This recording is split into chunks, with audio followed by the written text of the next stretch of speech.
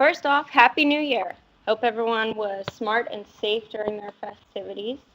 We would like to thank all of you who became new followers of EOS Remediation on LinkedIn. Because of the new followers, we were able to contribute $250 to Children's Flight of Hope. That's a charity based out of Raleigh, and they focus on transporting sick children to get proper treatment they need. You can find more information about that charity at their website listed on your screen. EOS Remediation is currently participating in our first round of remediation workshops this week.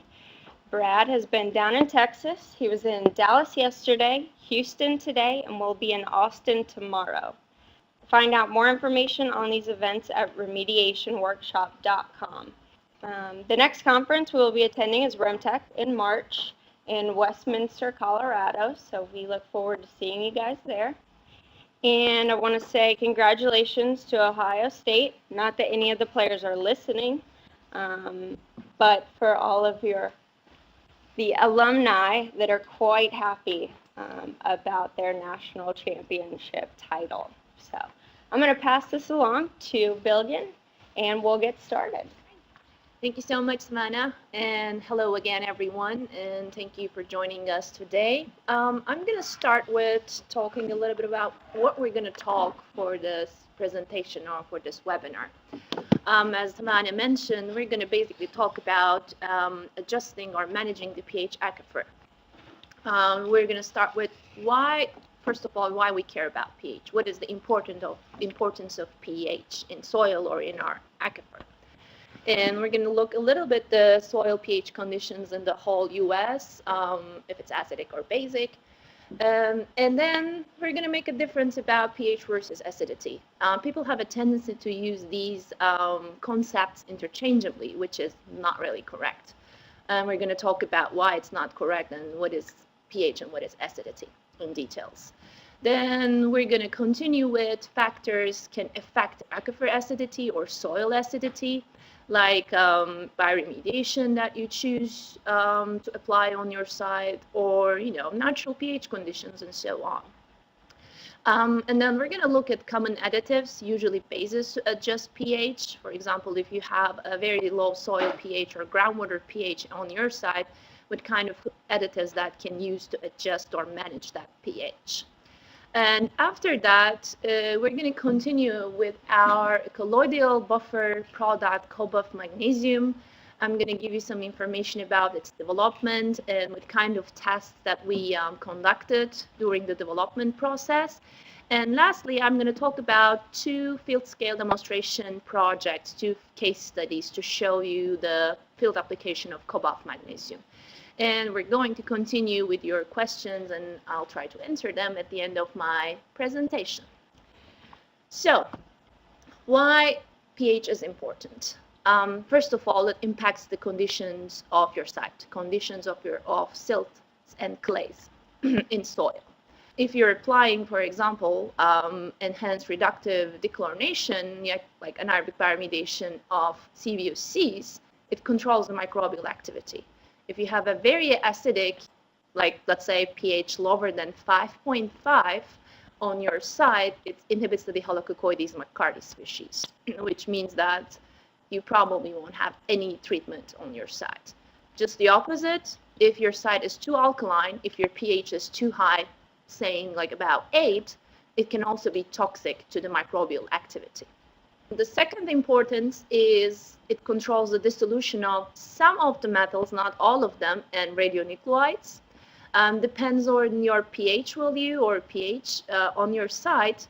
You can mobilize metals or radionuclides, or you can adjust the pH to stabilize or precipitate the metals on your site, which can be used like a remediation option for metal and radionuclide removal.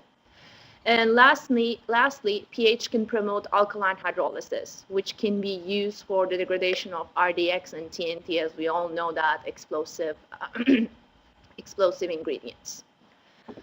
As you can see, pH is important for a lot of different remediation or removal options or for your site conditions. But basically what I'd like to talk today is more on the microbial activity sites and enhanced reductive dechlorination treatment options, since we have a lot of really significant examples and significant data that shows pH has a lot of effect on these microbial activity and remediation.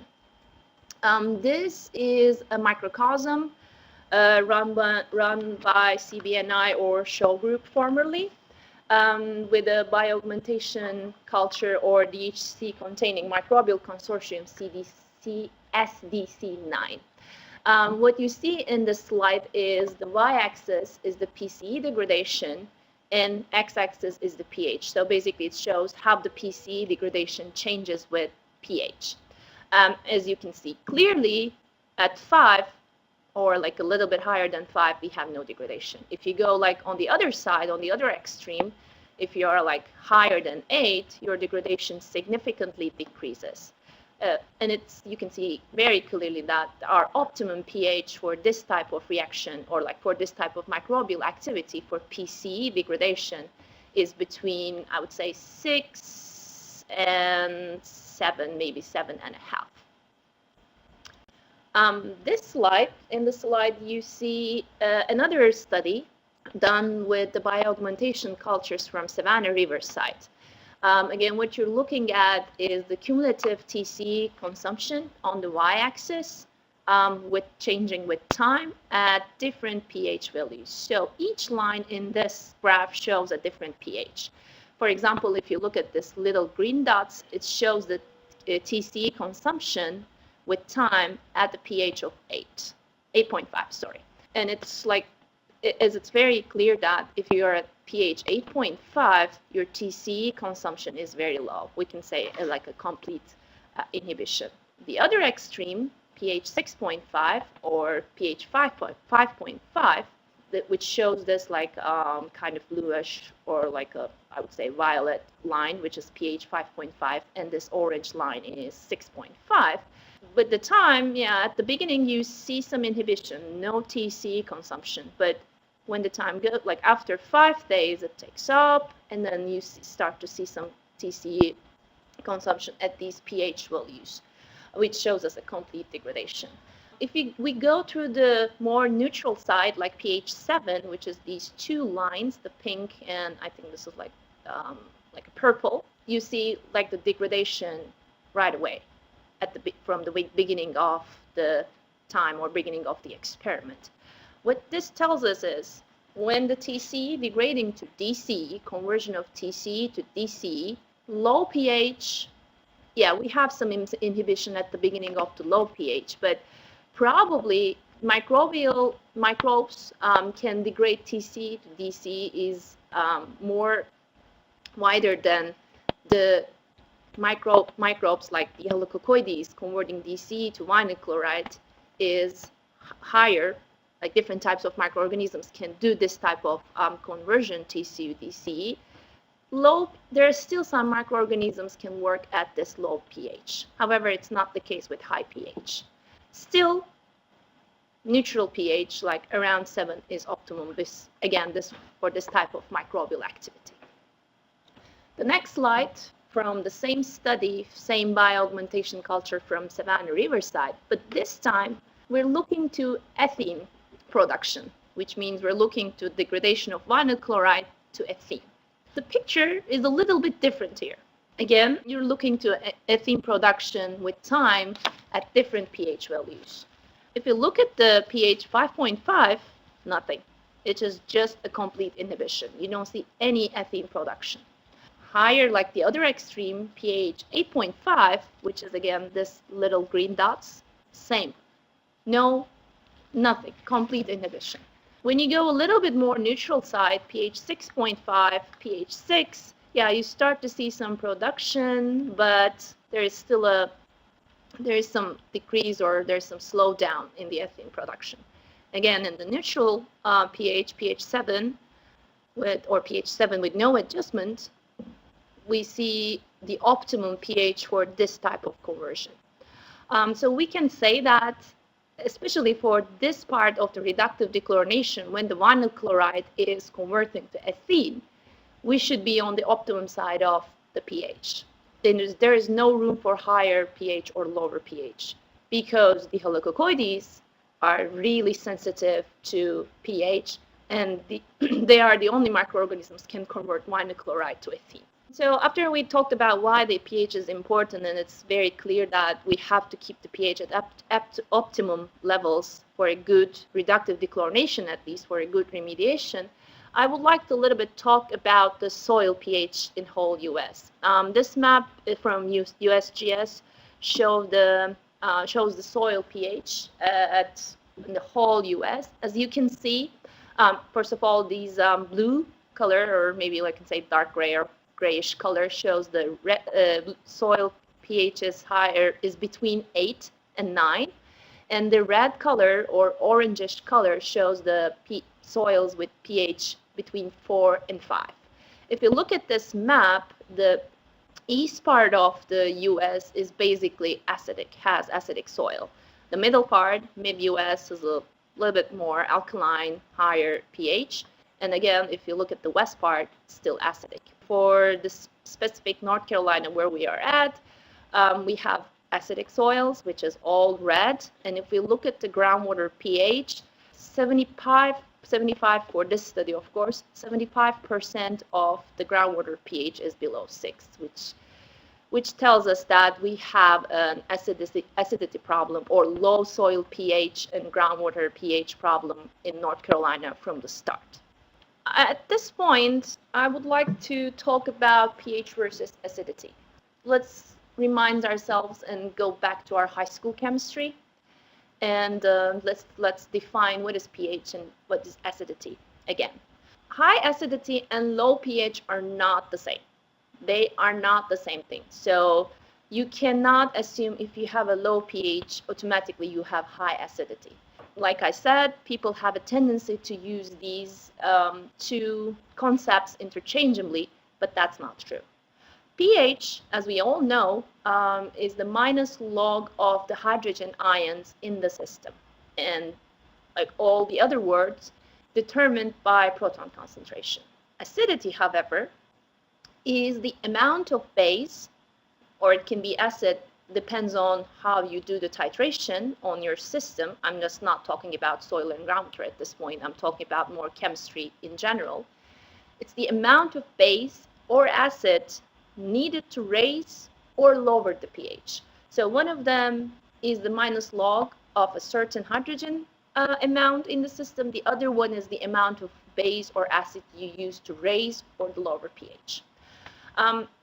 This is very important because, let's say you call EOS Remediation and say, I need some buffer.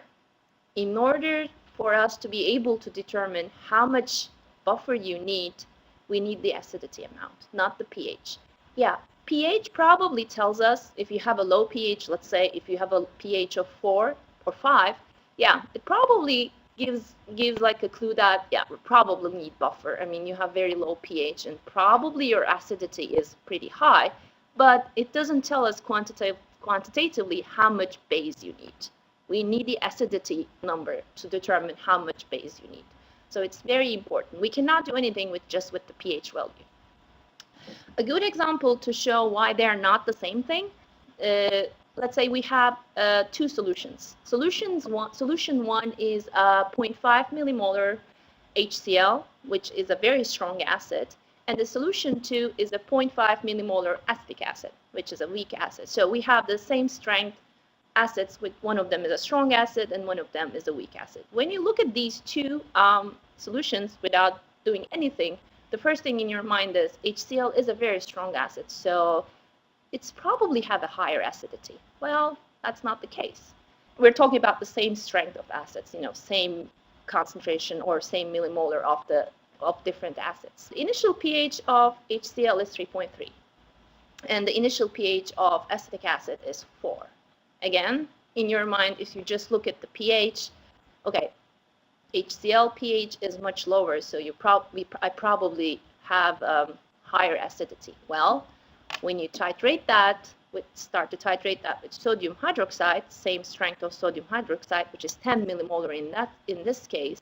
You start titrating it to reach the same pH. At the end, in order to reach the pH of 9 or 9.5 in this example, you require the same amount of sodium hydroxide, which shows us that, yeah, they have different pH values, but you need the same amount of base to raise the pH at a certain level, which means you have the same acidity for both solutions. Okay, well, I really want to make this clear because it's very important for the following slides and how we determine how much buffer we need. So, and following this, making this clear, let's see how we can determine the soil acidity. What you see in this slide is a titration curve when you start putting base or acids in a certain soil or in solution and start increasing the pH, or it might be the otherwise decreasing the pH. We call this a titration curve. So this is a titration curve. The soil is coming from Naval Weapons Station from Charleston, and then we're trying to measure the base requirement for this site soil. As you can see, it has a low pH, lower than 5. What we're doing is we're start adding some base. Just add some base, increase the pH a little bit, add a little bit more, increase the pH a little bit, and goes on like that till you see this kind of like asymptotical until it gets a little bit more, I would say, getting a flat, and you cannot raise the pH anymore by adding base. What you do is add the base, equilibrate and measure the pH, and at the end you ended up with having this type of curve. If you look at this curve, for example, if you want to raise the pH from around 5, I would say, to 6.5, you need that much of base equivalent per kilogram of sediment. And in order to determine how much base you need for your whole site, all you need to do is just multiply this number, which is in this case close to the 0.04 base equivalent per kilogram. You just need to multiply it with the amount of soil in your treatment area. What you ended up is the amount of OH minus equivalent to adjust the pH from 5 to 6.5. Again, this is just the OH equivalent. It doesn't tell you, for example, how much sodium bicarbonate you need on the site. In order to be able to do that, you have to multiply with the amount of OH that the sodium carbonate can provide you. So this just gives you the base equivalent per kilogram of sediment. Also, I would like to make a note of the shape of this curve. This is, we call it the S curve. When you're doing a titration, you usually have a type of S curve. The shape of this S curve can be different for each case. If you have a very sharp S curve, let's see if, for example, we call this, like, here is an inflection point that when you add base, the pH will start increase, and at some point it inflected and you see a higher increase in the pH.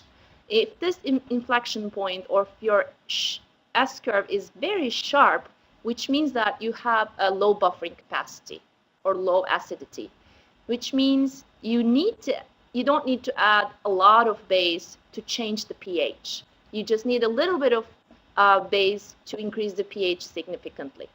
If you have a shallow S, which is this is an example for a shallow S, if your inflection point is not that significant, you have more buffer capacity or higher acidity, which means you need more base. You have more resistance to change in the pH in your soil. You have to keep adding the base to reach the pH that you want. What determines the shape of the S curve? There could be different parameters, like this soil mineralogy, cation exchange capacity, or redox states, or the iron or the clay amount in your soil, which we will talk about a little bit details, the factors affecting the pH in the following slides. Like I said, we're going to talk about the factors affecting aquifer acidity. There could be several different factors. For example, if you're using an enhanced bioremediation, if you're injecting a substrate into the surface, and producing some hydrogen ions for the reductive dechlorination, you're releasing some acid. This acid comes from substrate hydrolysis and comes from during the reductive dechlorination, which I'll talk about it in details in a second. Also, your competitive electron donors can be reduced and can produce some base, which can work with you, which can help you to adjust the pH. There are some natural buffering processes going on in your site, like carbonate dissolution, or depends on your clay amount or ion oxide amount. It can act as a proton exchange site. Again, it can work with you or against you. We'll talk about it. And of course, lastly, if you add any buffer into the site, it can affect your aquifer acidity, obviously. Let's remind ourselves about the enhanced bioremediation before we talk about the acidity that we produce during this process. As we all know, or most of us already knew, enhanced bioremediation is you supply some electron donor. It could be molasses, it could be lactic acid, or it could be like an emulsified vegetable oil that you buy from EOS. And microorganisms, this is our little friend D-Hall.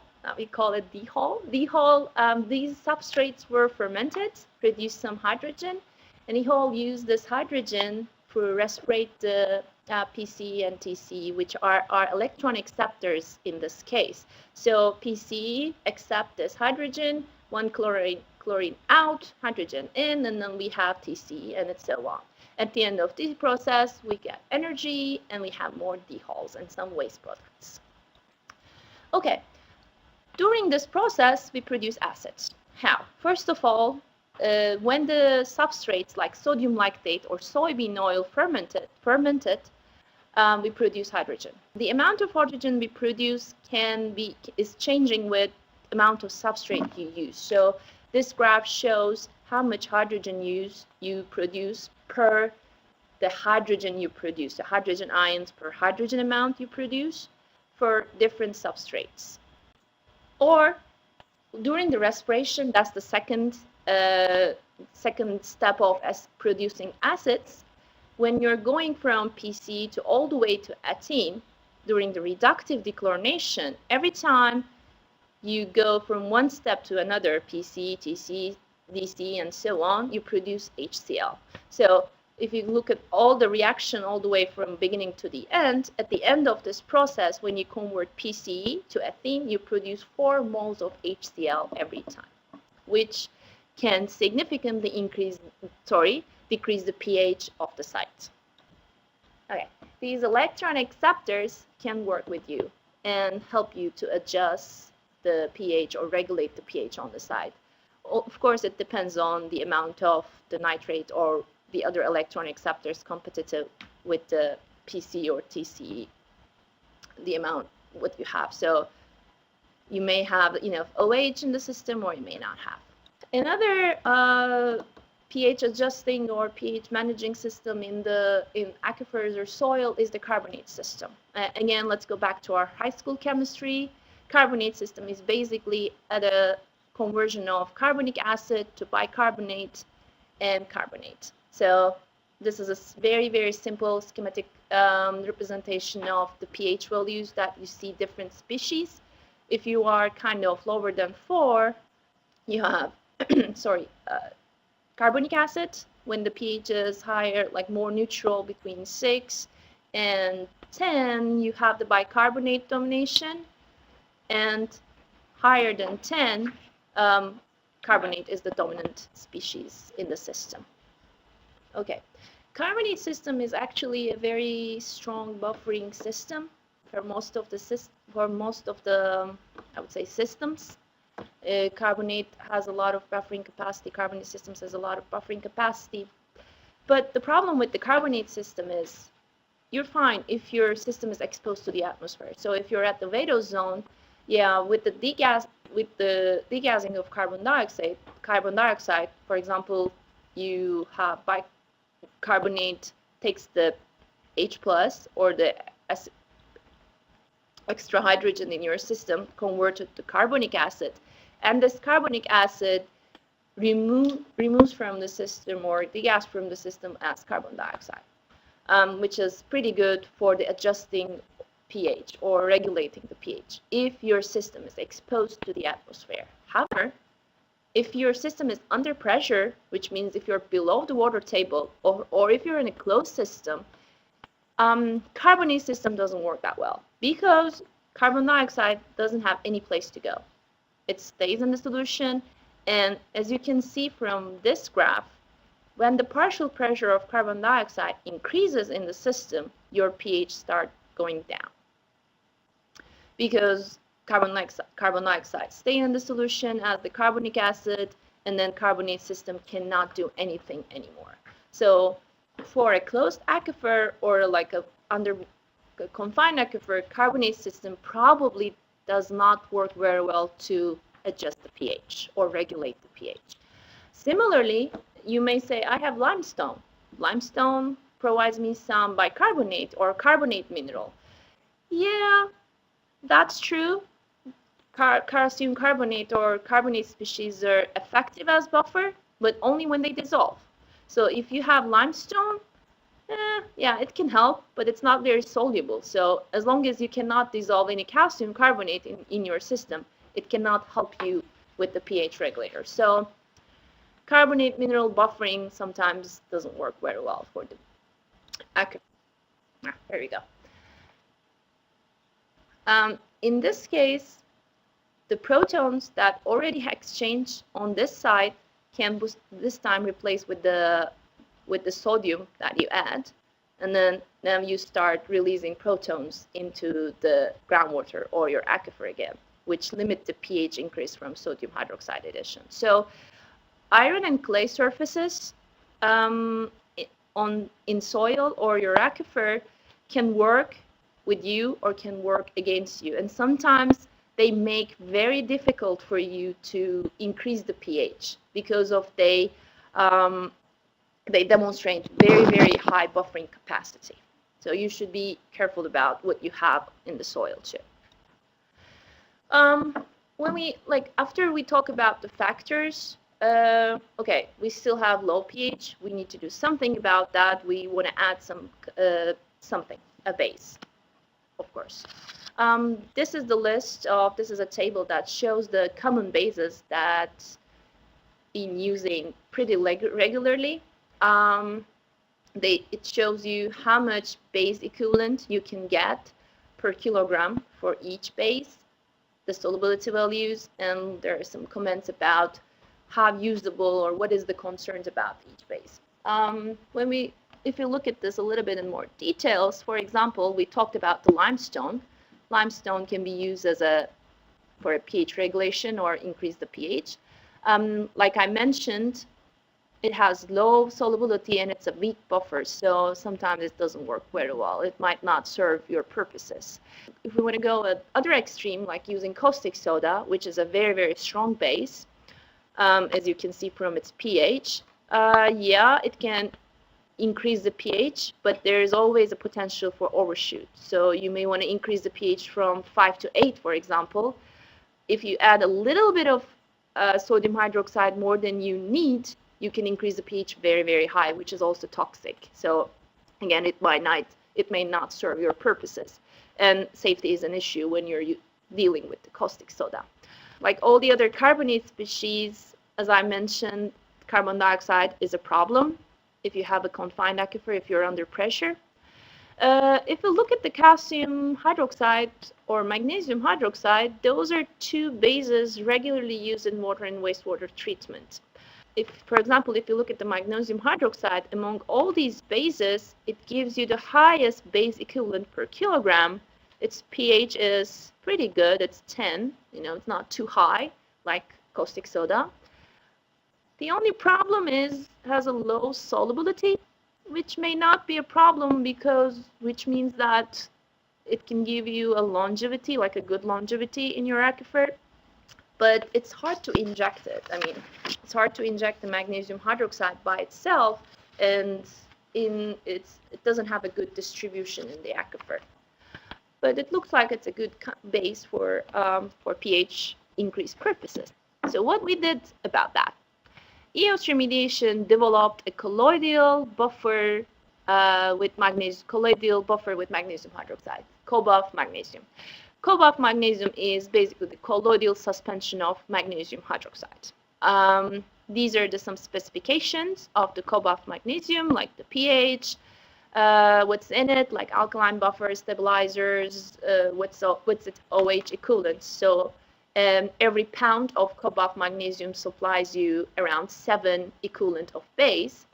And this is the particle size, which is the mean particle size is lower than 0.6 micron. Sorry about the typo here, which means that it can easily be distributed in the aquifer. The good thing about the CoBuPH Magnesium is, comparing to the magnesium hydroxide, pure magnesium hydroxide, it's non-flocculating, it's low settling.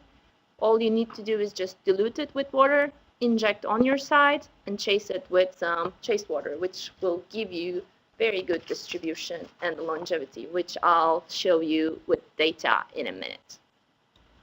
When we're developing the CoBuPH Magnesium, of course, first we did is to put together or conduct some column tests. We packed sand-filled columns. These are little sand-filled columns with a 2.5 centimeter diameter, 25 centimeter long columns, packed with pine sand. What we did is we flush some water first, some 3 pour volumes of water, then 3 pour volumes of magnesium hydroxide suspensions. In this case, I said pure magnesium hydroxide and CoBuPH, and then chase it with DI water. At the end of the experiment, or during the experiment, we measure the alkalinity and pH in the effluent, look at the permeability change, and at the end of the experiment, we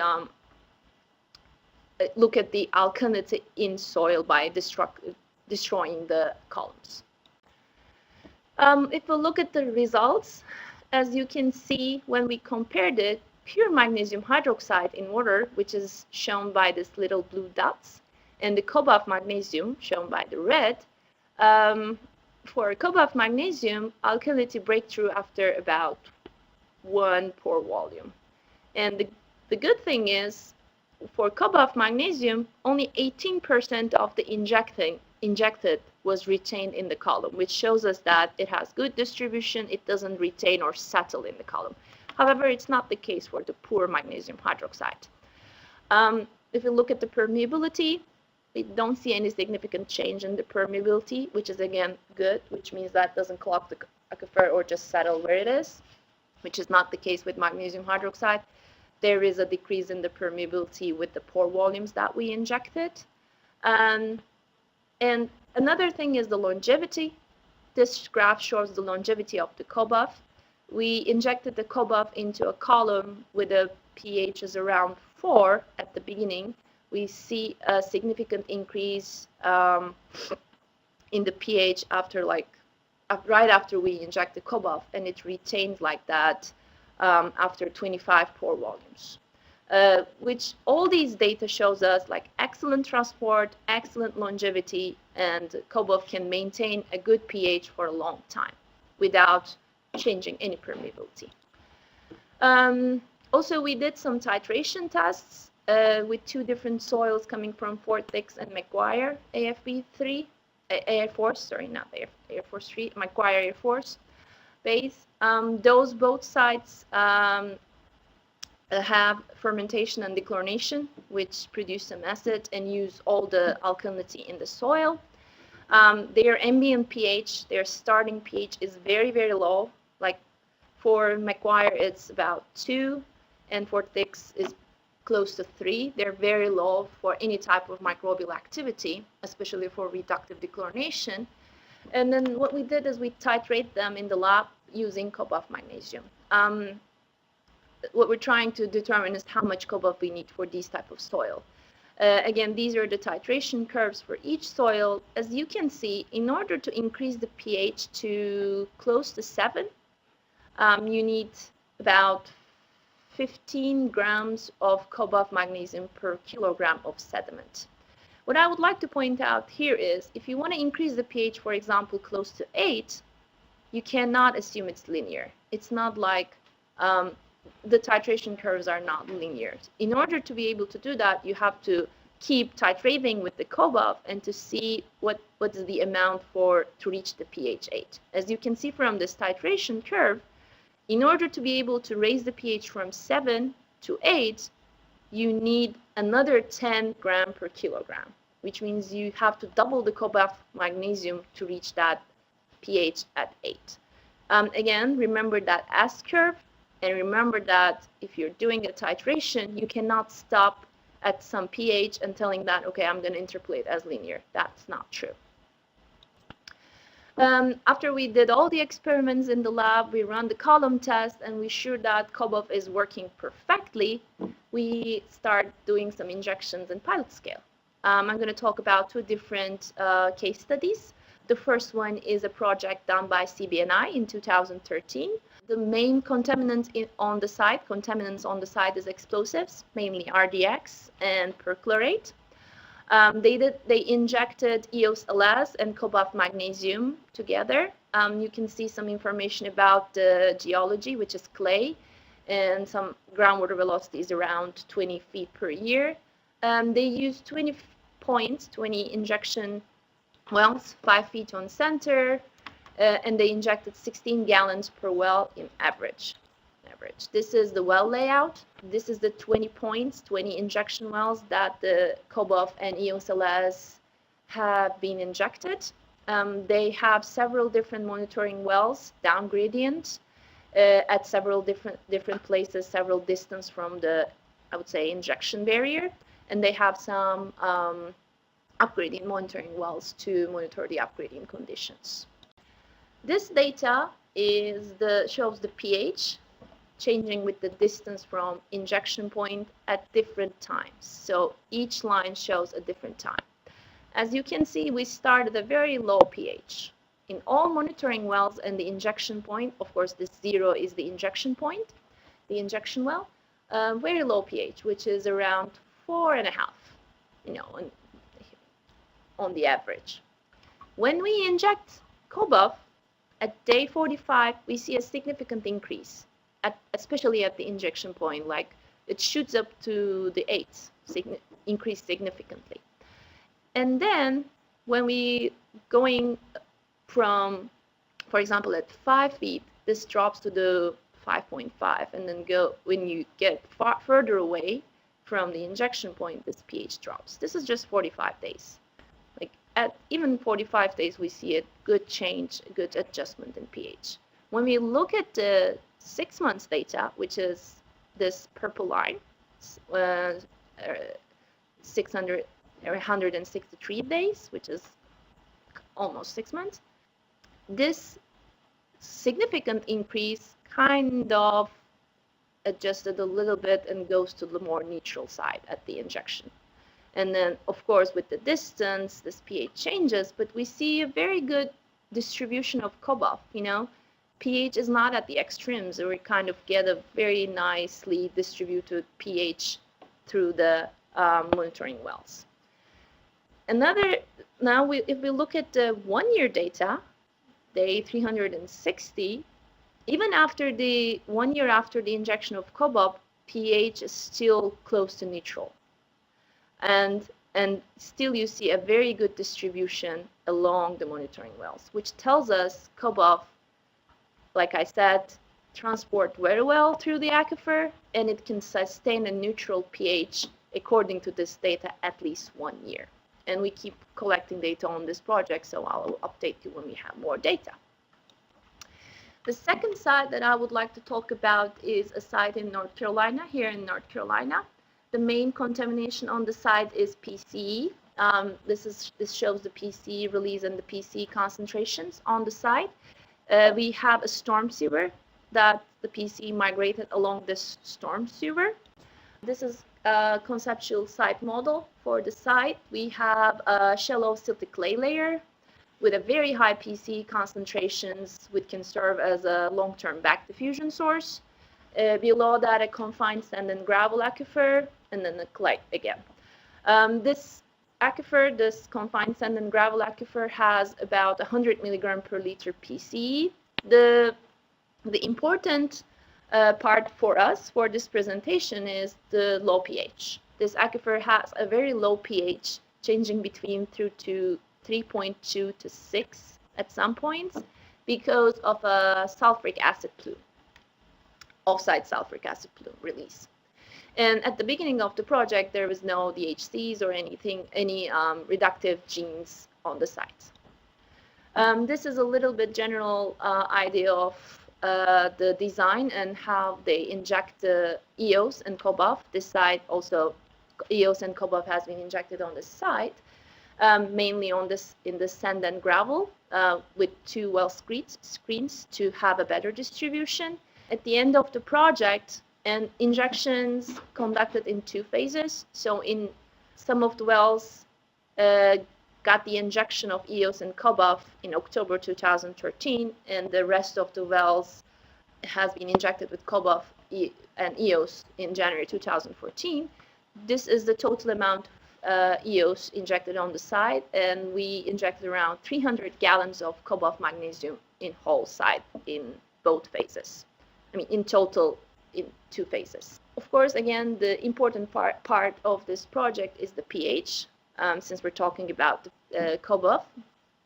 Right after the injection, these data shows the pre-injection, and this is the post-injection data for phase 1 and phase 2 both.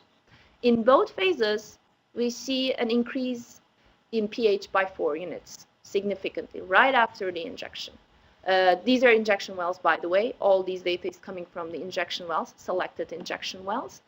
After 30 days after the injection, similar to what we see in the previous project, this pH will kind of decrease a little bit and gets into more neutral area, like between 6 and 8.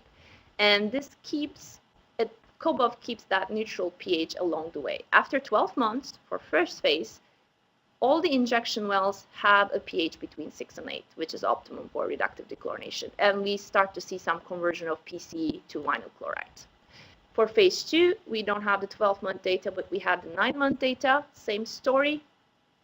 All the injection wells keep that high, like neutral pH, except one well which still have very high pH because of the still CoBupH is there probably. But the main idea is CoBupH can sustain at least a year and gives you like a pH close to the neutral. So lessons learned. The very important lesson is acidity and pH are not the same. So for example, in order for us to be able to give you some base that you need on the site, if you want to buy some CoBupH, we need the acidity value. pH, yeah, it's a good indicator that you probably need some buffer, but quantitatively it doesn't tell us anything. If you have very high CVOC levels, and if you're thinking to do reductive dechlorination, if you're thinking to do enhanced bioremediation on your site, you'll probably produce a lot of acid during the process. So it might be a good idea to think about injecting some buffer beforehand. You probably need, if you have very high CVOC levels, you probably need large amounts of buffer. Keep in mind that depends on your soil characteristics, depends on your soil chemistry in the aquifer, you may need large amounts of buffer. It might not be very easy to increase the ambient pH to the level that you want because of the clays and all the other factors that we talked about. So when you get into a new site and you're doing site characterization, if you see that your ambient pH is lower than 6.5, it might be a good idea to measure your acidity, which means the amount of base required to increase the soil pH, and you may want to also look at the groundwater as its acidity during the site characterization, because we need those values to determine the buffer you need at the end. And in summary, the amount of buffer required depends on several different parameters. Depends on your neutral acidity or alkalinity, like I said, soil chemistry, cation exchange capacity. If you're doing reductive dechlorination, the other electron donors competing with the contamination PC, TC, like nitrate and iron. Your contaminant, the amount of contaminant you have on the site, and the amount and the substrate that you're using, because different substrates produce different acid values during fermentation. This is the end of my presentation. Again, thank you so much for joining us. If you have any questions, please start typing. I think we already have some questions, and I'll start answering those questions if Savannah can help me to locate them. Okay, I know the first question that came through was, does this optimum pH range apply for microbes that consume hydrocarbon contamination too? Yes, I would say. Of course, microbes, let me put it in that way. For reductive dechlorination, for anaerobic bioremediation, especially for the Helicoccoides species, they are really, really sensitive to pH. So for this type of process, if you're dealing with reductive dechlorination, pH is more important. I mean, because of this optimum, like really significant optimum pH range. For hydrocarbon contamination, yes, we still have some optimum pH range for these processes, but microbes are not as much as sensitive as for reductive dechlorination, but yes. Okay, this is back in the February 2013 case study slide. What was the ESTCP tool that was used? That's the ESTCP tool developed by Dr. Robert Borden. It's an ESTCP project. So basically, this ESTCP tool that you can design and coast out your reductive dechlorination or bioremediation process. If you go to the ESTCP site and type it as like a design tool, you probably find it. If you shoot me an email, I can send you the links for this tool. It's free, and you can download it from several websites. But you should find it on the STCP site. Can CoBuF be used for alkaline activated persulfate ISCO? I want to say yes, but no, because when you're doing alkaline activated persulfate ISCO, you're probably shooting very high pH values. So when you use CoBuF, I mean, it doesn't help you because you already have high pH. So I don't think it works very well. Of course, we want to use CoBuF everywhere, but sometimes it doesn't happen. All right, so what about the case if a site has a pH around 2? I know we don't have any pilot tests done with the pH of 2 right now, but the site you were talking about was around 3. Is it applicable at that pH level? Yeah, like Savannah said, we don't have any pilot tests around that low pH, but if you remember the 2 titration curves that I showed from Fort Dix and McGuire bases, their pH is really low too. So yes, I mean, probably you need more CoBuF than a normal regular site, but yeah, you can apply CoBuF this low pH. And it would all depend on the acidity, yes, correct? It depends on all your acidity. Like I said, pH 2 doesn't mean that you have high acidity. Yeah, you probably have higher acidity than a normal site, but it doesn't tell us anything quantitatively. One more question that just came through. How do you measure acidity? How do you measure acidity? You collect some soil from your site and you basically titrate it with base. It's a very easy procedure, actually. What you need to do is make a slurry with your soil, start adding base, wait a little bit to equilibrate, and measure the pH. And then, measure how much base you need between those 2 pH values, which tells you the amount of base equivalent per kilogram of soil. I believe, it's not on top of my head, but I believe some of the commercial labs can do that for you too. It's not a very complicated process. It's pretty easy. Any more questions before we leave you guys? If any come up, feel free to email either Bilgin or I, and we'll get your answers to you as quickly as possible. This webinar will be on our website within the week or so, and it will also be found on our YouTube channel. Thank you guys for attending, and we look forward to giving you guys another webinar in 2 months.